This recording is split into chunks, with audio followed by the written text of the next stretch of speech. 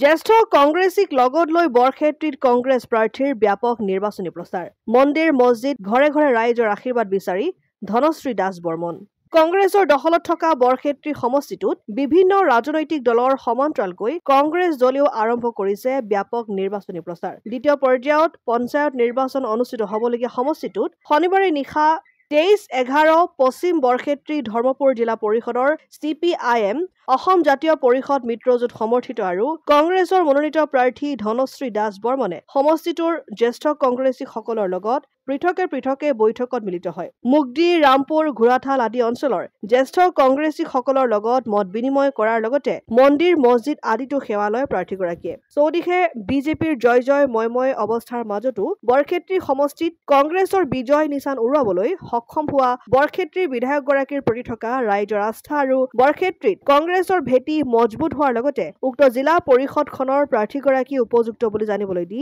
জ্যেষ্ঠ কংগ্ৰেছীসকলে কংগ্ৰেছৰ বিজয় নিশ্চিত বুলি দাবী কৰে অতি সহজ সৰল আৰু অমায়িক প্ৰাৰ্থীগৰাকীয়ে হস্তিয়া ভেলকিবাজিৰে নিৰ্বাচনী প্ৰচাৰ চলোৱাৰ সলনি ৰাইজৰ মাজে মাজে সোমাই নিৰ্বাচনী প্ৰচাৰ চলোৱা পৰিলক্ষিত হৈছে নমস্কাৰ মোৰ নাম শ্ৰী ধনশ্ৰী দাস বৰ্মন 23-11 পশ্চিম ধৰ্মপুৰ বৰক্ষেত্ৰী জিলা পৰিষদৰ মই কংগ্ৰেছ দলৰ পৰা মনোনীত প্ৰাৰ্থী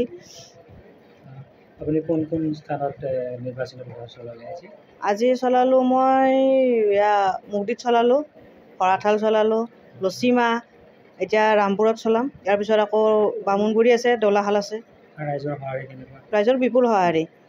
এতিয়া মানে ৰাইজৰ সঁহাৰিখিনি মই যিখিনি দেখা পাই আছোঁ দেখা পাই মই 100% চিয়'ৰ মই যে এইটো ইলেকশ্যনত মানে পঞ্চায়ত নিৰ্বাচনত মই জিকিম আপোনাৰ প্ৰতিদ্বন্দ্বী কেনেকুৱা হ'ব আপোনাৰ যিগৰাকী বিজেপিৰ প্ৰতিদ্বন্দ্বীটো নিৰ্বাচনী প্ৰচাৰ চলাই আছে কেনেকুৱা প্ৰত্যাহ্বান হ'ব কংগ্ৰেছৰ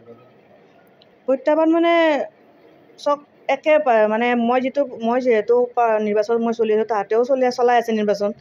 এতিয়া প্ৰত্যাহ্বান জনাম যে তাতে যিখিনি মানে মানুহৰ লগত আগত নিৰ্বাচনৰ কাৰণে প্ৰচাৰ চলাইছে সিহঁতে বিভিন্ন প্ৰলোভন দি মানে চলাই আছে সেইটো প্ৰচাৰ গতিকে আমি সেইটো মানে মানুহক সেইটো দিয়া নাই আমি তাহাঁতক প্ৰত্যাহ্বান জনাইছোঁ যাতে জিকিব ইচ্ছা আছে মানুহক মিছা কথাৰে নহয় মিছা প্ৰলোভন দি নহয় নিজৰ দমত জিকি কিনে দেখাওক আমাক অসম আদিত্য নলবাৰী।